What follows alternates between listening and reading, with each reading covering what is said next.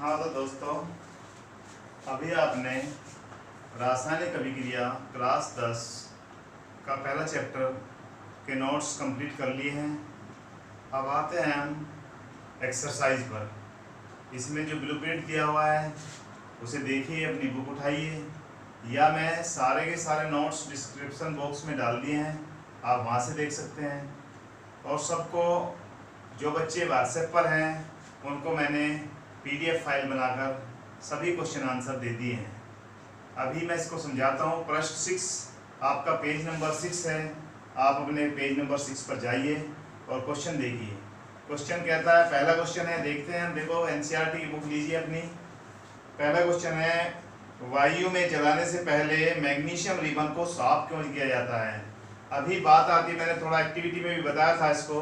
Magnesium ribbon, magnesium होता है Mg, एक मैग्नीशियम रिबन ले लिया जाए, उसको हम जब जलाते हैं तो मैंने बताया था कि उससे क्या बन जाता है, दहन करते हैं तो ऑक्सीजन मिलती है, और ऑक्सीजन मिलने पर क्या हो जाता है, MgO, एक रिएक्शन होती है जिससे क्या बन जाता है, MgO का एक सफ़ेद चूर्ण, एक पाउडर बन जाता है। अब बेटा इसने कहा है कि इसे हम साफ क्यों करते हैं।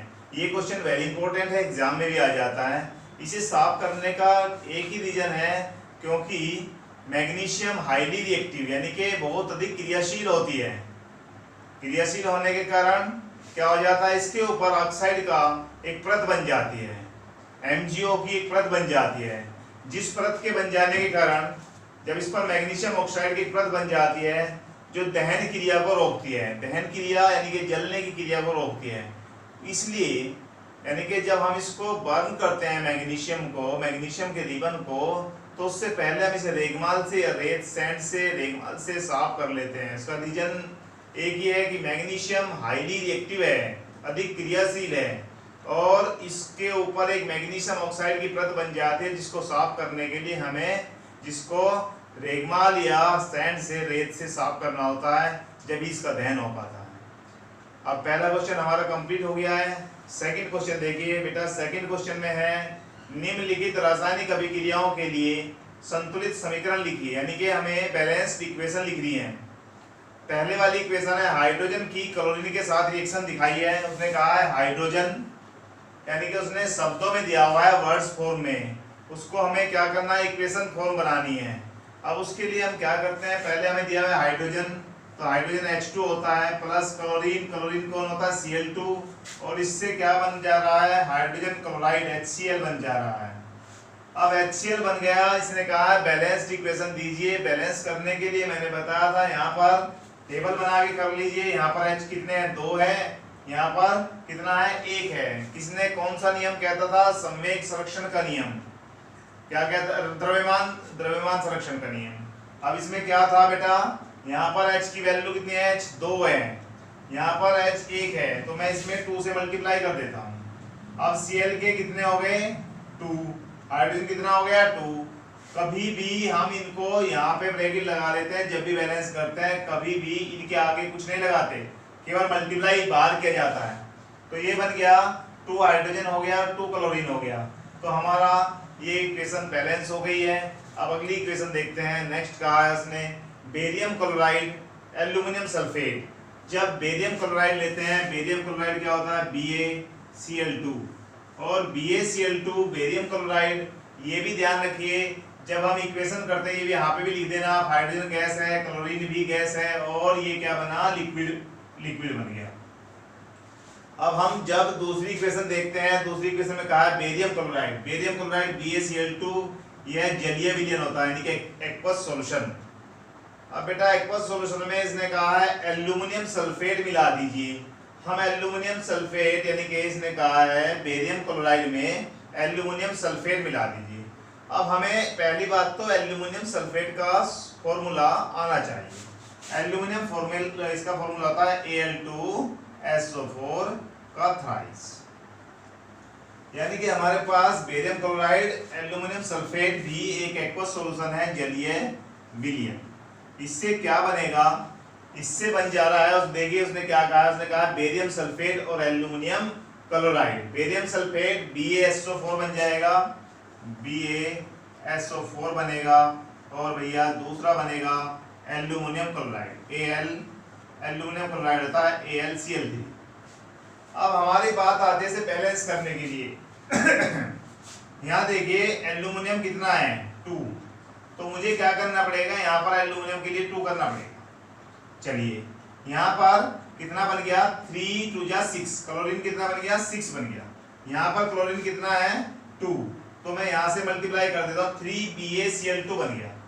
अब हमारे पास देखिए SO4 कितना था थ्राइस, और यहाँ पर SO4 कितना है 1 है, Ba कितना है यहाँ पर 3 है, तो मैं यहाँ पर भी 3 से मल्टीप्लाई कर देता हूँ। ये भी एक्वस सॉल्यूशन है और ये भी एक्वस सॉल्यूशन है जलीय विलयन, यानी कि हमारी इक्वेशन बन गई 3BaCl2 प्लस Al2SO4 का थ्राइस एरो 3BaSO4 और 2AlCl3। ये हमारी बैलेंस इक्वेशन हो गई। फर्स्ट पेज नंबर 6 का क्वेश्चन नंबर 2 का सेकंड पार्ट। अब थर्ड पार्ट लेते हैं। थर्ड पार्ट में क्या कहा गया है, थर्ड पार्ट में कहा गया सोडियम प्लस वाटर। सोडियम कौन होता है Na प्लस वाटर क्या है H2O। हमने जब सोडियम में ये एक बात और बता दूं, इस रिएक्शन को देखिए ध्यान से देखिए। इस रिएक्शन में क्लोरीन किसके पास चला गया एल्यूमिनियम के, और सल्फेट किसके पास आ गया बेरियम के।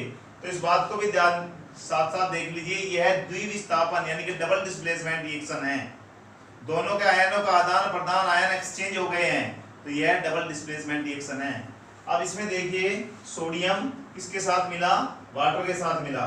अब सोडियम क्या था, सोडियम में हमें इसने दिया क्या बन जा रहा है भाई, sodium hydroxide plus sodium hydroxide. अब सोडियम हाइड्रोक्साइड क्या होता है NaOH, और NaOH के अलावा क्या बन रहा है, हाइड्रोजन बन रही है गैस, यानी कि एक्वस सॉल्यूशन है भाई, और प्लस H2 हाइड्रोजन गैस।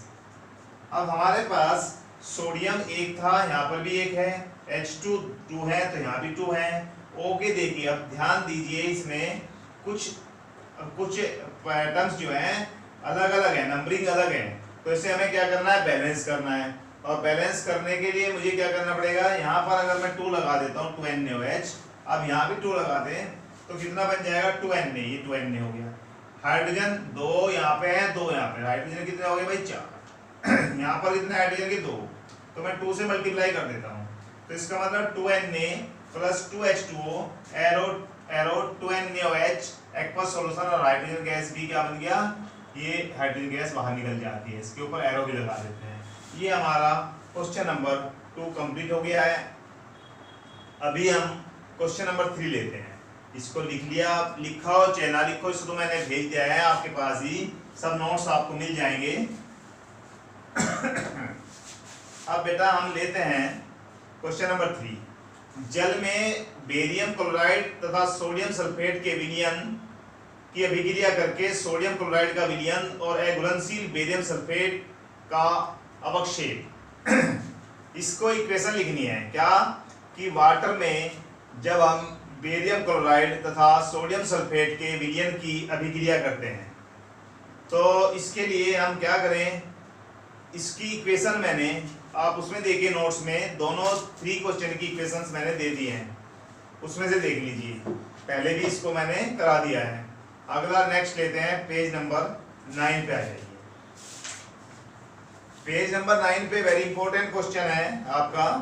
इसने कहा है किसी पदार्थ X के विलयन का उपयोग सफेदी करने के लिए होता है, यानी कि आपको थोड़ा सा बता दो, एक सब्सटेंस है X जिसका हम सॉल्यूशन बना लें वाटर में मिलाकर, और उसका यूज हम किस में करते हैं, वाइट वॉश करने में करते हैं, जो दीवारों पे करते हैं। तो उसके लिए उस सब्सटेंस, उस पदार्थ का नाम बताइए, उस X का नाम क्या है। ये वेरी इंपॉर्टेंट क्वेश्चन है, एग्जाम में बहुत आता है। उसका नाम है भाई CaO। क्या नाम है इसका, CaO। इसको कहते हैं हम कैल्शियम ऑक्साइड। क्या नाम देते हैं इसको, कैल्शियम ऑक्साइड। हो गया यहाँ तक का। फिर उसने कहा है इसमें X को जब जल के साथ रिएक्शन कराएं, जब जल इसकी X कौन है CaO, इसकी हम क्या कराएं, जल के साथ रिएक्शन कराएं H2O के साथ, तो क्या बन जाएगा, इससे देखिए बन जाएगा हमारा कैल्शियम हाइड्रोक्साइड CaOH का होल ट्वाइस। उसने इतना ही पूछा है कि एक सब्सटेंस है एक्स जिसका हम यूज व्हाइट वॉश करने में करते हैं, सफेदी करने में करते हैं, उसका नाम बताइए। वो कौन है भाई? CaO। ये कहाँ से आया था मैं आपको ये भी बता दूं, जैसे कि आपका CaCO3 कैल्शियम कार्बोनेट था, इसको मैंने ऊष्मा दी, ऊष्मा, और ऊष्मा देने पर क्या बना था? CaO प्लस CO2, यानी कि हमने इसे ऊष्मा दी थी। तो ऊष्मा, यह रिएक्शन, यह एग्जाम्पल कहाँ पर काम आ जाएगा? इस एग्जाम्पल का हम यूज कर सकते हैं अगर हमारे से पूछा जाए कि एंडोथर्मिक रिएक्शन क्या होती है, ऊष्मा शोषी अभिक्रिया के लिए इस एग्जाम्पल का यूज कर सकते हैं। इक्वेशन दे दी जाए और आपको पूछ लिया जाए यह अभिक्रिया, यह रिएक्शन कौन सी है, तो आप बता सकते हैं यह हमारी एंडो, यानी कि जिसमें एंड हमने ऊष्मा दे दी, कौन सी है? ऊष्मा को शोषण करने वाली है। और यह हमारी इस रिएक्शन का, जब हमने CaO को वाटर के साथ मिलाया तो क्या बन गया भैया? कैल्शियम हाइड्रोक्साइड बन गया। ये हमारी समीकरण भी होगी। इसका 1.7 आप उसमें देखिए क्रियाकलाप में, मैंने क्रियाकलाप जब कराए आपको करा दिया था। अब क्वेश्चन नंबर आगे लेते हैं, नेक्स्ट पेज पर आ जाइए। क्वेश्चन नंबर यानी कि पेज नंबर 15। अब 15 पर जब आएंगे आप, पहला क्वेश्चन मिलेगा, जब लोहे की कील को, यानी कि आयरन की एक नेल है, उसको हम कॉपर सल्फेट के विलयन में डुबो देते हैं। अब मैंने बेटा इसकी एक्टिविटी भी नोट्स में बताई थी आपको, जब मैंने समझा था कि एक कॉपर की कील ले लेते हैं, एक कॉपर की कील ले लेते हैं और कॉपर सल्फेट का सॉल्यूशन ले लेते हैं। अब कॉपर सल्फेट को जब मैंने डाल के दिखा दिया, यानी कि यहाँ पर हमने क्या कर दिया, कॉपर सल्फेट ले लिया CuSO4, और इसमें क्या डाल दिया था मैंने? 2 कील रखी थी इस टाइप से, और दोनों नेल को मैंने एक नेल उठाई और एक नेल को इसमें ले गया धागे में बांधकर और इसमें डुबो दिया। इसमें डुबोने पर क्या बना था? जो इसकी लोहे की कील थी, आयरन की जो नेल थी, उस पर कॉपर जैसा रंग बन गया था। यानी कि हमारी इक्वेशन बन गई थी कि जब हमने क्या किया, लोहे को Fe को इसके साथ कॉपर सल्फेट CuSO4 के साथ मिलाया तो क्या बन गया था भाई? FeSO4, हमारा FeSO4 और प्लस क्या बन गया था? Cu। अब देखिए हमारा यह विस्थापन अभिक्रिया भी हो गई, इसको हम क्या कह सकते हैं? डिस्प्लेसमेंट रिएक्शन भी कह सकते हैं इसको। आगे चलिए नेक्स्ट में, निम्न अभिक्रियाओं, एक है क्वेश्चन नंबर 2, 1.11 एक्टिविटी है 1.10। अब 1.10 एक्टिविटी में आपको डबल डिस्प्लेसमेंट, द्विविस्थापन अभिक्रिया का एक उदाहरण दिया हुआ है। चलो भाई, दिया हुआ होगा कोई बात नहीं। उसने कहा कि उससे अलग 1.1 क्रियाकलाप, जो 1.1 है उसमें आपको किसकी रिएक्शन दी हुई है? द्विविस्थापन की, डबल डिस्प्लेसमेंट। डबल डिस्प्लेसमेंट की रिएक्शन दी हुई है इसमें 1.1 वाले में। जो भी क्रियाकलाप में होगी देख लेना, मैं देख लेता हूं, फिर उसके बाद बताते हैं कौन सी आएगी। 1.1 आपकी 1.1 में जो डबल डिस्प्लेसमेंट वाले रिएक्शन है, अच्छा इसके भिन्न, इसके डिफरेंट कोई डबल डिस्प्लेसमेंट द्विविस्थापन का एग्जाम्पल दीजिए। मैं दे देता हूं एक, जैसे कि हम ले लेते हैं PbNO3 लेड नाइट्रेट। ये बन गया हमारा किसका फॉर्मूला? Lead nitrate. इसमें हमने अगर एक्वस सॉल्यूशन किसका मिला दिया जाए, ये भी क्या है बेटा? एक्वस, जलीय विलयन। इसमें हमने पोटेशियम आयोडाइड क्या मिला दिया जाए? Potassium iodide. ये भी जलीय विलयन है, इसे बोलते हैं एक्वस सॉल्यूशन। इसमें आगे हम दे दें, क्या बन जाएगा? देखिए PbI2 क्या बनेगा? PbI2। PbI2 एक सॉलिड होता है, इसका नाम होता है लेड आयोडाइड। और फिर आगे बनेगा तुम्हारा, इसके बाद देखिए क्या बचा? K बचा और NO3, दोनों मिल जाएंगे तो प्लस क्या बन जाएगा? KNO3, यानी कि पोटेशियम नाइट्रेट। अब पोटेशियम नाइट्रेट बन गया। अब हमें करनी है इसको बैलेंस। बैलेंस करने के लिए देखिए यहाँ पर I कितना है? 2, यहाँ पर I कितना है? 1, तो 2 से मल्टीप्लाई कर दीजिए। अब K कितना हो गया? 2, यहाँ भी 2 से मल्टीप्लाई कर दीजिए। NO3 तुम्हारे पास 2 हो गए। आप टेबल बनाइए, टेबल से बैलेंस कीजिए। मैंने टेबल बनानी सिखा दी है सारी, उससे करिए। अब बेटा आता है नेक्स्ट क्वेश्चन 3। हम पेज नंबर चल रहे हैं 15 पर, क्वेश्चन नंबर 3। इसमें बताना है हमें, जैसे ये इक्वेशन दे दी 4Na और Na के साथ कौन है, सॉलिड है, और प्लस कौन है भाई, O2 गैस है, और इसमें आगे चलिए क्या आ जाता है, 2Na 2O आ जाता है, यहाँ सॉलिड। अब देखिए इसने कहा है, इसमें बताना है हमें उपचयित और अपचयित, उपचयित और अपचयित, यानी कि ऑक्सीडेशन किसका हुआ है और रिडक्शन किसका हुआ है।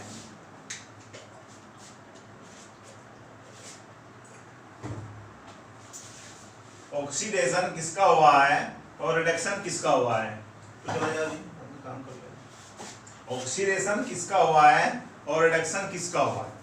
अब मैंने ऑक्सीडेशन यानी कि उपचयन बताया था कि जब हम किसी सब्सटेंस में ऑक्सीजन की वृद्धि कर दें या हाइड्रोजन को हटा दें तो कौन हो जाता है, उपचयन यानी कि ऑक्सीडेशन हो जाता है। चलिए यहाँ देखते हैं, ये सोडियम अकेला बैठा था, इसके साथ यहाँ पर जाने पर क्या हुआ भाई, इसके साथ जब ये यहाँ गया तो यहाँ पर जाने पर क्या हुआ, ऑक्सीजन इसमें जुड़ गई, ऐड हो गई।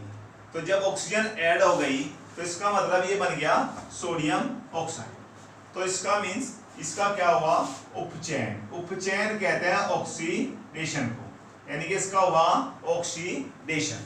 अब हमारा ऑक्सीडेशन हो गया। अब हम देखते हैं नेक्स्ट वाली में पूछा है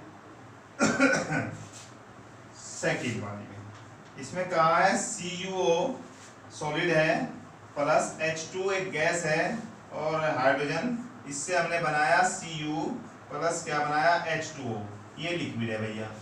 अब बिल्कुल सिंपल सी बात है, ये तो पहले भी आ चुका है, CuO के पास से Cu छिन गई, जब ऑक्सीजन चली गई तो वहां पर होगा अपचयन यानी कि रिडक्शन, सीधा सीधा हो गया। यहाँ पर H2 अकेला था, ऑक्सीजन मिल गई तो क्या हुआ, उपचयन हुआ, और उपचयन क्या होता है, ऑक्सीडेशन होता है। इसका मीन्स दोनों इक्वेशन में हमें पता चल गया, यह वाली इक्वेशन में क्या हो रहा था, उपचयन यानी कि ऑक्सीडेशन हो रहा था। इस वाली इक्वेशन से ऑक्सीजन चली गई तो यहाँ पर क्या हुआ, जब ऑक्सीजन चली जाती है तो रिडक्शन यानी कि अपचयन होता है, H2 में ऑक्सीजन ऐड हो गई तब क्या होता है भैया, उपचयन यानी कि ऑक्सीडेशन। अब इस रिएक्शन में दोनों हो रहे हैं, ऑक्सीडेशन भी हो रहा है, रिडक्शन भी हो रहा है, इसलिए हम इसको रिडॉक्स रिएक्शन भी कह सकते हैं। ये हमारा 15 पेज पर क्वेश्चन हो गया 1 2 3। अब बेटा हमारी चलती है एक्सरसाइज। अब नेक्स्ट लेक्चर में हम लेते हैं एक्सरसाइज। आपके एक्सरसाइज में देखते हैं क्या क्या क्वेश्चन आते हैं। जो क्वेश्चन मैंने नोट्स में लिखवा दिए, समझा दिए, उनको मैं छोड़ दूंगा।